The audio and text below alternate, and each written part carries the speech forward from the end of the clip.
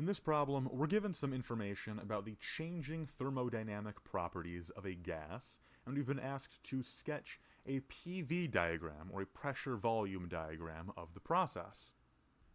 So we're making a diagram where the vertical axis refers to the pressure of the gas, and the horizontal axis refers to the volume of the gas.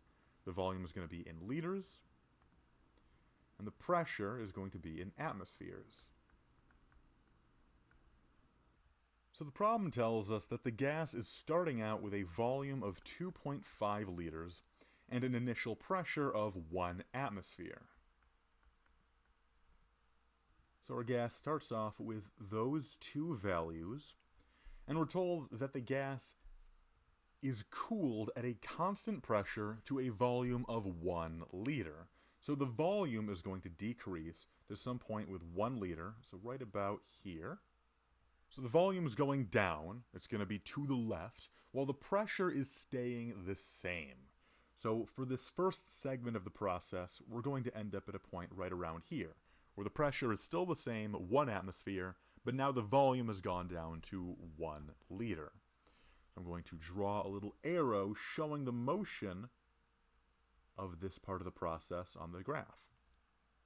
Next up is probably the trickiest part of these problems, where now we have an isothermal expansion.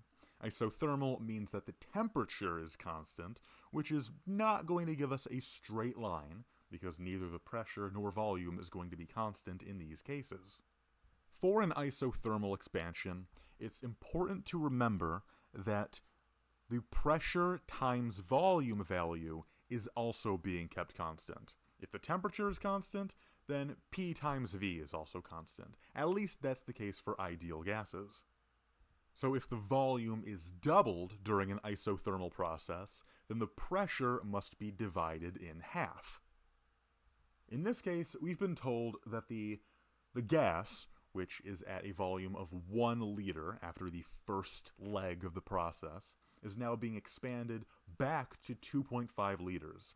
So the gas is going from 1 liter to 2.5 liters. So its volume has been multiplied by 2.5. So if its volume has been multiplied by 2.5, then its pressure must be getting divided by 2.5. And as some quick math will show you, 1 atmosphere divided by 2.5 is equal to about 0.4 atmospheres. So we're going down to a point of about 0.4 atmospheres.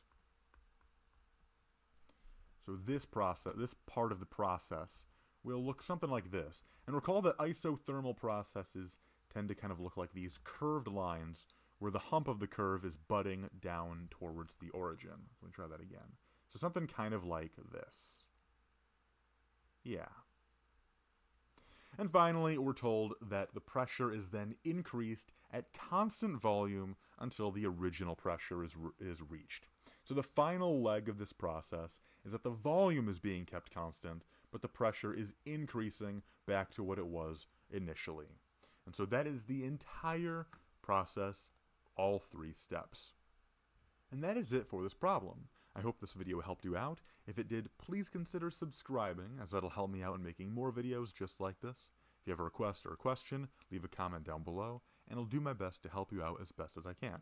That's all for now, and I hope you have a lovely day. Bye-bye.